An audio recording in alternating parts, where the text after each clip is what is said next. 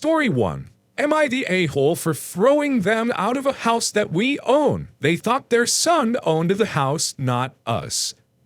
My wife and I bought a 4-bedroom house in Pennsylvania that my son lives in. Our son went to college in Pennsylvania and wanted to stay in the area, so we bought the house as a second home. We live in New Jersey and commute into Manhattan for work. We figured that he would have a place to live and we could visit every so often and spend some quality time together. We pay the taxes and services/maintenance on the house. Our son pays for his groceries and the house utilities. All was going well for a few years. Our son meets a girl and they get serious. We met her and she seems nice enough. They announce their engagement and she moves into the house with our son. Now for the problem, the wedding. We held a little get-to-know-you barbecue at the Pennsylvania house. My son and daughter are there, as are our son's fiancé and her parents and sisters. We all seem to be getting along well. My wife, daughter, and the fiancé go into the house along with her mother and sisters and my son. A few minutes later, my wife and daughter come out and are really upset. They come over and tell me we're leaving and driving back to New Jersey. I tried to find out what happened. Once we got back to New Jersey and they calmed down, they told me that our son and his fiancé, along with her family, don't want us at the wedding. According to what I was told, we're not their kind of people. I was livid. I called my son and asked him what the hell this was about. He tells me that her family feels that we are not good enough and will embarrass them at a family wedding and that we are all uninvited from the wedding. I let a week go by to calm myself down and drive back to the Pennsylvania house. The new future in-laws are in the house along with the fiancé.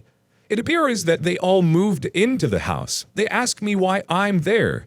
I tell them that since we aren't invited to the wedding, I was coming over to talk to my son.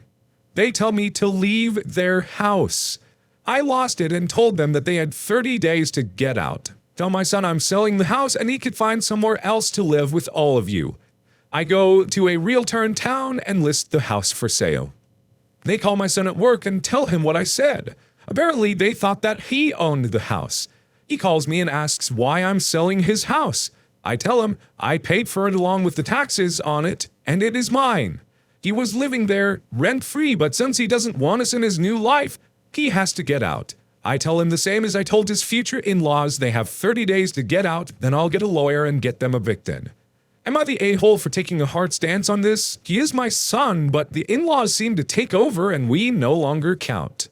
The extent that you have to go to make me side with someone who can just afford to buy a second house, aside from their Manhattan job and this and that, I'm not inclined to side with people who are like, we wanted to be a little closer to our son while he was going to college, so we just bought a second house.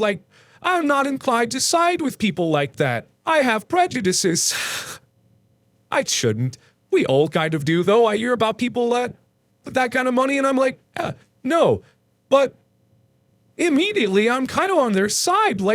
You've got this fiancé, you bring their family in, and then you're like, oh, by the way, you don't get to come to our wedding. You're not our kind of people.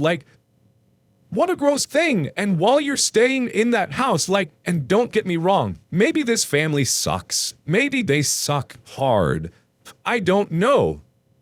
But if they do, then you still shouldn't be like, oh, my family sucks, but I am just going to try and keep the second house that they bought and assume it's mine. No. If you want to distance yourself from that family because they suck so bad, then you're not also going to, accept something from a free house from them. You don't get to play, both sides of that. No, absolutely not. So, yeah, maybe this family's awful. I can't possibly know that, but from what the information I'm giving here, no, these people probably aren't the a-holes. Okay, folks, huge content warning for some pretty extreme mental abuse of a child and threats of self-termination. It's a pretty uncomfortable story to hear, so if you don't want to hear that kind of stuff, skip to the times code that my editor has on screen now to get over to the next story. Story 2. Mom threatens and fakes self-termination to make a 10-year-old take her side in fights. When I was 7 years old, I went to the bathroom to pee just to find a bathing mug 20% filled with blood. I ran outside crying in panic to Mom. She said it's her blood she removed with injection because Dad didn't want to take her to an orchestra. Similarly, she would accuse Dad a lot of having an affair. When they would be fighting, she would tell me not to talk to Dad or she would jump off our house. Young me would be very scared. I didn't want to lose my mom. She would say, your dad would marry another woman and you will have a stepmom. She used to say stepmoms abuse their stepkids, the irony. They'd beat them and deny them food and basic needs. One evening when I was 10, Mom was on the roof till 11:30 p.m. I find her roaming around, not sad or anything. She said she was just bored. We only had a one-bedroom, me and my parents shared. I went to sleep and Dad was already asleep. Mom finally came down at 11:45 p.m., took out something from the cupboard, ate it, and she came to sleep next to me. She told me she had swallowed 4 Valium pills, high-power sleeping tablets, and said, your dad can marry whoever he wants, I am out. She casually went to sleep. I was very scared, crying. I didn't know what to do. I humped her and couldn't stop crying for an hour or so. She finally woke up, went to the bathroom, and I could hear the puking sound for 10 to 15 seconds, and she came back to sleep. She didn't say anything. I was still not sure whether I would have a mom after waking up the next day, but she was completely fine and acted like nothing happened last night. I used to have nightmares for months after that in which either my mom has died or she has left the home forever. When I was in severe depression and had to dropped out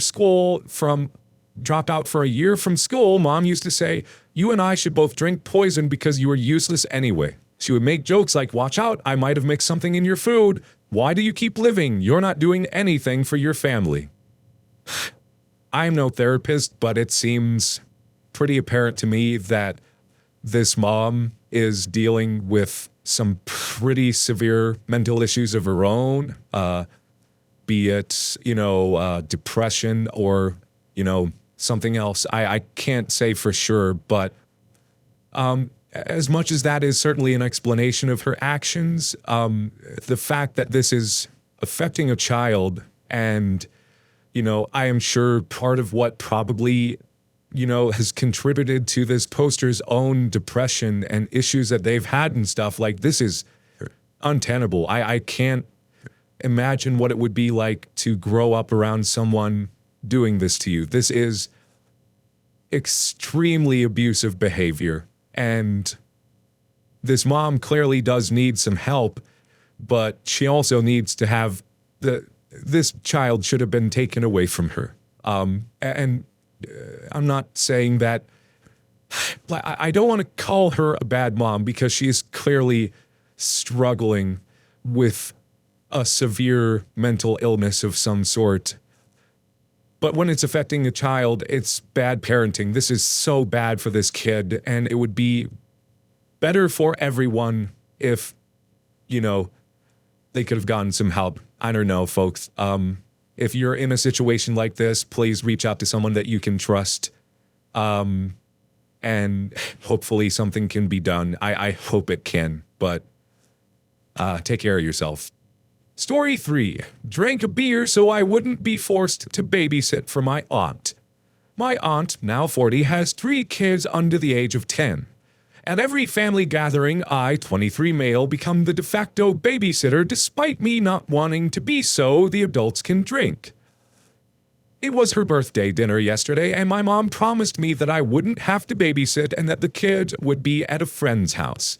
The first step I take into their home is greeted by 2 ear-splitting screams about how much the kids missed me and 1 toddler maudling. I immediately realized I might have been lied to. Normally, I don't drink huge lightweight, but since this was a special occasion, I had made some plans. So my aunt enters the hall to greet my mom while I reach into my backpack and walk into the living room and crack out one of the 2 12% Viking beers I special ordered for me and my uncle. He likes weird beer. And we start drinking. About 3 minutes later, my aunt sees the can and starts screaming at me for drinking while watching the kids. I only hear distant screaming. I repeat my mom's promise, and she calls me the R word when they're clearly staying here. So I reach out my hand and say, $200 for emergency babysitting and I won't finish this beer. She says, hell no, so I chugged the half-liter can to the loudest cheers and laughs from my dad and uncle. When I'm done, I say, happy day, mom, sister, with a burp, with my mom just looking hugely embarrassed for my aunt. my designated driver dad ends up watching them the entire night instead. I think he might schedule a vasectomy soon. Yeah, I mean, I love my nephews and niece. Wonderful kids. Very, very draining. Like, they've got some energy that I just do not have anymore. But, you know, if I was going to some kind of little get-together and I was asked to watch the kids and everything, yeah, I would be happy to do so. However, to always get stuck with that job, especially in your 20s when you want to be having some fun, and to, like, have that just placed on you as like, no, you're the de facto babysitter. If you're here, you have to babysit them because I get to do adult stuff. That's crappy. And then to be going there and be told, no, you're not going to have to babysit, and then have that thrown at you. Yeah, no, good plan. I fully support this. I absolutely think that's a perfect decision, and yeah, you should not be forced into having to do that stuff, you know? She can ask politely beforehand, and you can either agree to it or say, I don't think I'd like to, and then she can make other plans. She could act like her age, an adult, 40 years old. I should know. Story 4, entitled Mother Thinks I Should Give My Diabetic Snacks to Her Daughter. So, I am a type 1 diabetic, and in the morning I went out for a bike ride. As I'm a diabetic, I always bring snacks with me in case I go low or get hungry. I bring a juice box, a few glucose tablets, 2 fruit chews bars, and 2 granola bars, just enough for me to be able to correct my blood sugar twice and have a small snack. As I was biking home, I passed someone sitting on the ground who looked like they were kind of distressed, so I pulled over to ask if they were okay. The guy was a little younger than me and told me he was a diabetic and showed me his medical alert necklace. He explained that he had gone low while biking but forgot to refill the snacks in his bag when he had left, so he was trying to figure out what to do. No one to bring him anything, but didn't want to call an ambulance over this. I offered him my snacks and to sit with him while we waited for it to go back up, explaining that I was a diabetic. After I'd sat down with him and gave him the tablets, a woman came over and asked for my juice box for her daughter. I explained that I was giving him what I had because he was a diabetic and had low blood sugar, and I needed the rest to ensure I could get home safe. She started to tell me that she and her daughter had been biking a few hours and she was hungry and just wanted my juice box and a granola bar. I asked if her daughter was diabetic, and she said no, so I apologized and again explained nicely that I need those for myself. The conversation that followed is as such. Entitled Mom, so why did you give him some? Because he is a diabetic and his blood sugar is very low. For reference, our blood sugar is supposed to be between 4 and 8, and his was 2.3. What, do you know him? No, but as a diabetic, I know how dangerous lows can be, and if I was in his position, I'd hope a fellow diabetic would try to help me. So you don't know him. The conversation continued like that. She asked why I cared if I didn't know him, and me giving the same explanation until the guy rechecked his blood sugar and it was back up to 3.5. As this was still a little too low for both of us to feel comfortable, I grabbed my juice to give to him, and this is when entitled Mom tried to grab it out of my hand, saying that if his blood sugar was still low, I should just call him an ambulance, and then I could give my snacks to her and her daughter. At this point, I was honestly kind of peed and told her to F off, and that as a mom, she should have fought to bring snacks for her daughter, and if I hadn't gone by, what would she have done? She went red in the face, called me a B, and stormed back to her daughter. The guy's levels went up, and we parted ways, and I started to bike away. I heard Mom shout after me, calling me a B again. What is wrong with people? Why are there these entitled people in the world? Like, yeah, you know what? If this person had just, like, extra snacks, and you went over and asked, like, hey, if you have some extra snacks, I didn't think to bring stuff with my daughter. We're so tired and thirsty. Is there anything you could possibly spare? I'd be happy to give you some money for it. Like, there's nothing wrong with that.